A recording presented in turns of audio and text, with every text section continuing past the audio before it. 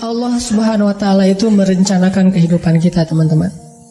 Kita cuman perlu menjaga masih on the track apa enggak nih.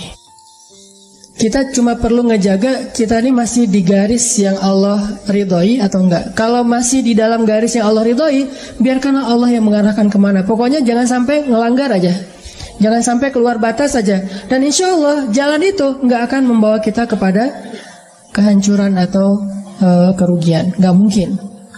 Allah yang merencanakan. Mungkin adegan yang memicu kita untuk melangkah itu kadang-kadang sesuatu yang gak nyaman. Kayak misalnya Musa, adegannya insiden pembunuhan, tiba-tiba hijrah ke Madian. Bisa aja insiden kayak gitu terjadi, bukan maunya kita, takdir Allah.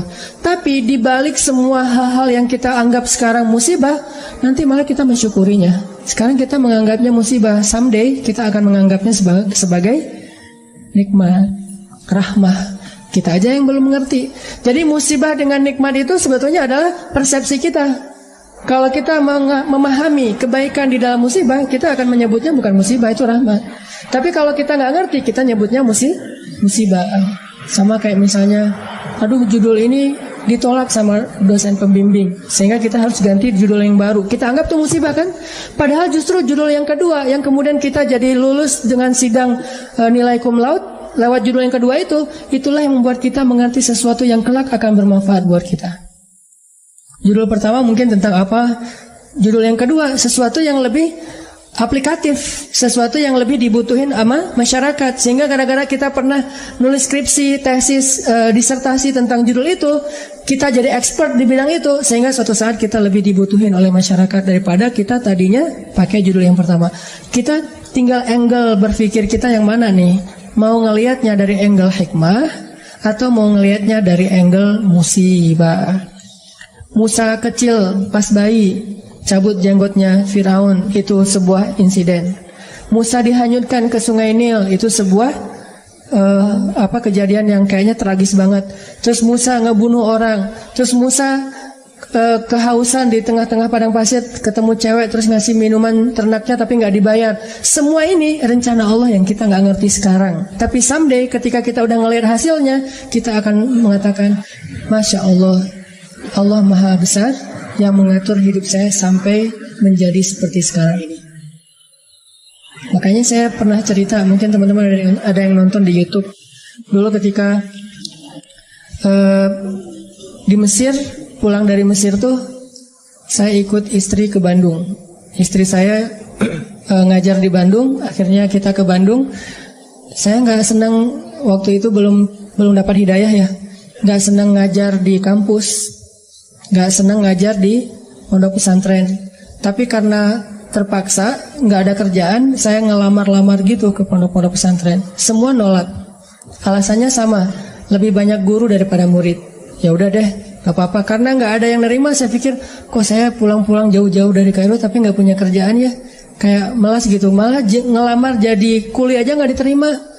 Soalnya kuli itu yang dilihat keahlian dan otot kan. Saya punyanya ijazah LC, gak nyambung dengan perkuliahan gitu. Akhirnya gak punya kerjaan, saya nerjemahin buku. Udah capek-capek nerjemahin buku, pas dikasih ke penerbit, katanya buku itu udah terbit, diterjemahin sama orang lain. Saya salah milih judul. Akhirnya nulis buku sendiri yang belum diterbitin orang. Walaupun kalau bahasa Sunda mah capruk, gak jelas ngomong apa gitu. Pokoknya nulis aja, nulis. Udah selesai nulis, dikasih ke penerbit, gak ada yang mau nerbitin karena gak layak katanya. Kan ini adegan-adegan yang awalnya kita anggap sebagai kesulitan, musibah kan. Karena gak mau diterbitin sama penerbit, akhirnya saya kepikiran lagi, ya udah kenapa gak diterbitin sendiri aja. Diterbitin sendiri, alhamdulillah minjem uang dari teman 30 juta, dan dia Allah takdirkan dilembutkan hatinya, mau aja, padahal nggak kenal amat, baru kenal juga beberapa bulan. Mungkin ngeliat muka saya tuh muka melas gitu ya. Jadi saya pinjam dong 30 juta.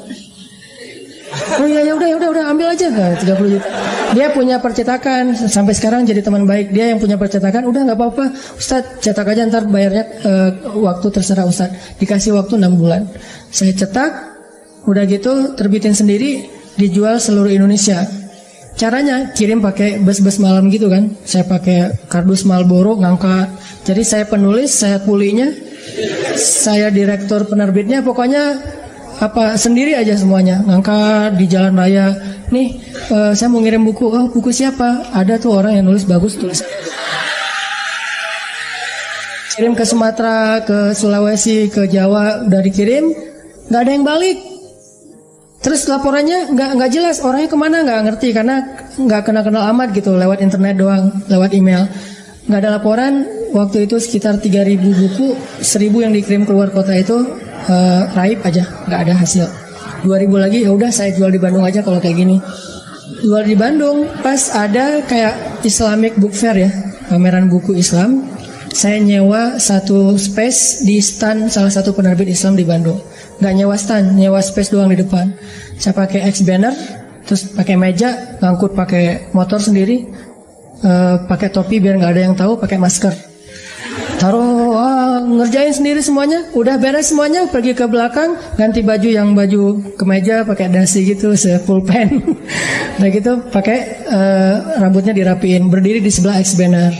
Orang-orang pada nggak kenal kan buku ini baru banget. Ini buku apa? Oh ya ini bukunya bagus. Siapa penulisnya? Karena di X banner itu wajah paling besar tuh wajah saya. Jadi tulisan buku apa tuh kecil-kecil aja, yang penting wajahnya yang gede gitu. X banner foto saya yang paling besar. Qadarullah, waktu itu saya ngambil foto kan sembarangan aja dari foto-foto lama tuh. Saya ada foto baju putih dan mungkin kalau orang perhatiin kelihatan. Ternyata di sini ada uang 1.000. Kelihatan ada uang 1.000 di foto itu teh. Saking memprihatinkan.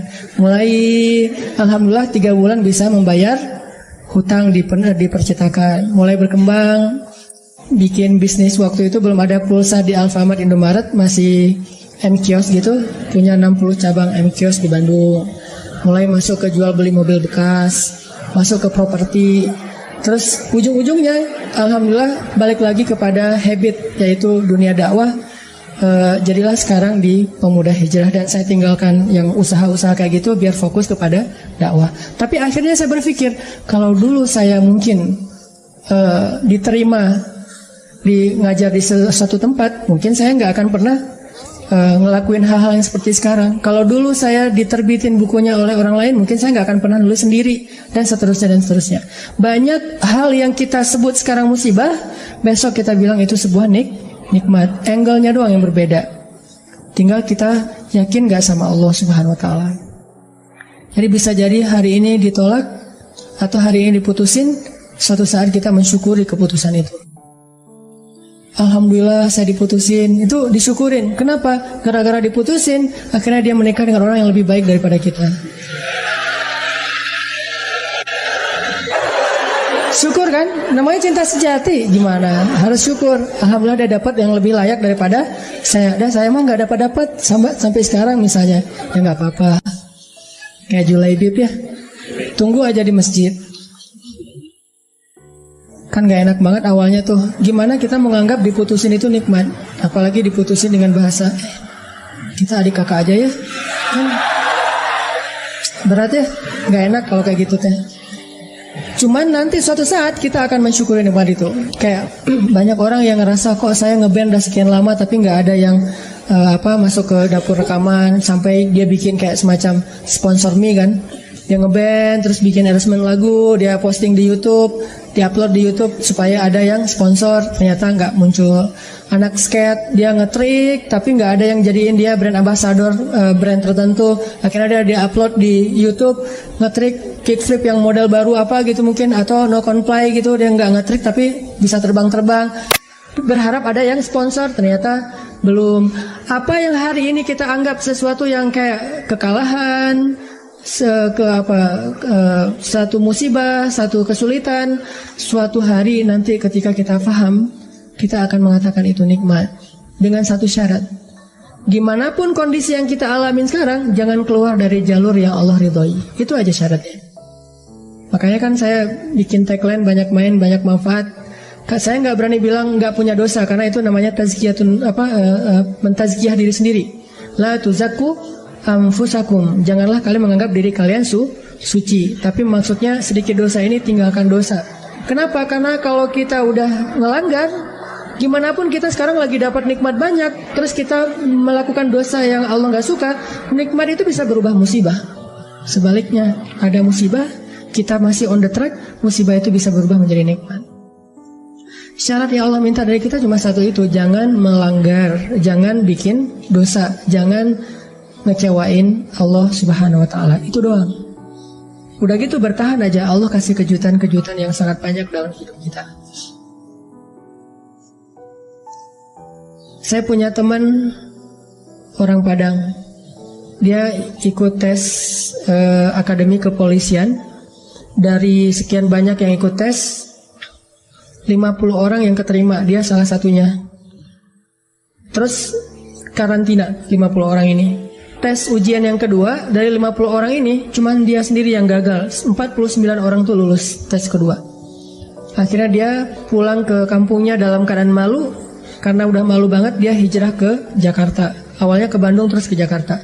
Di Jakarta alhamdulillah setelah sekitar 8 tahun dia bisa survive, bahkan sukses. Sekarang dia punya beberapa outlet di Tanah Abang, punya pabrik di Bogor, dan punya omset sebulan itu gak kurang dari 1 M, dengan keuntungan kurang lebih 40%. Jadi 400 juta lah profit bersihnya sebulan. Kalau lagi lebaran atau Ramadan itu bisa 3 kali lipat. Nah pas sudah sukses dia haji. Ternyata di kampung itu dialah orang pertama yang haji di kampung dia tuh. Dan di kampung itu dikenal dia sebagai anak yang paling nakal, yang kayaknya gak ada harapan jadi orang baik. Ternyata yang pertama haji. Udah gitu dia pulang, sesekali dia pernah pulang ketemu sama temennya yang 49 orang itu. Salah satunya udah jadi salah satu pejabat di kepolisian. Dia ngobrol-ngobrol, ditanya mana yang 48 lagi. Dia bilang, kamu gak tahu kabar mereka? Kabar apa? Tahun 2004 mereka ditugaskan di Brimob Aceh, di Banda Aceh. Asrama Brimob Banda Aceh itu dekat dengan laut. Terjadi musibah tsunami, satu asrama Brimob itu habis semua, dan 48 mereka itu meninggal dalam musibah tsunami. Baru dia sadar, Masya Allah, Allah punya rencana. Semuanya di dalam aturan Allah Subhanahu wa Ta'ala. Sehingga dia akhirnya mensyukuri kegagalan dia dulu di tes kepolisian. Walaupun yang lulus juga baik, yang gagal juga baik. Jadi ini bukan soal buruknya, tapi soal antara satu kebaikan dengan kebaikan yang lain. Yang lulus baik, yang ternyata gak lulus juga, Allah simpan kebaikan dengan cara yang lain. Bahkan mungkin bagi dia sekarang, kalau disuruh pilih, dia lebih milih gak lulus. Kalau dia sekarang udah paham. Dulu dia memilih lulus, dia stres, dia kayak putus asa gitu pas ketahuan cuma dia sendiri yang gak lulus. Tapi setelah dia paham maksud Allah, pasti kalau sekarang disuruh pilih, mending dulu kamu lulus apa enggak? Enggak deh, mending kayak gini aja, pasti kayak gitu. Jadi kita butuh waktu untuk mengerti teman-teman tentang maunya Allah itu apa. Sama kayak sekarang, kita butuh waktu untuk mengerti kenapa di usia segini masih sendiri. Butuh waktu untuk mengerti. Mungkin Allah emang lagi mempersiapkan calon imam kita yang ideal banget. Nah untuk mendapatkan seseorang yang ideal itu kan butuh waktu.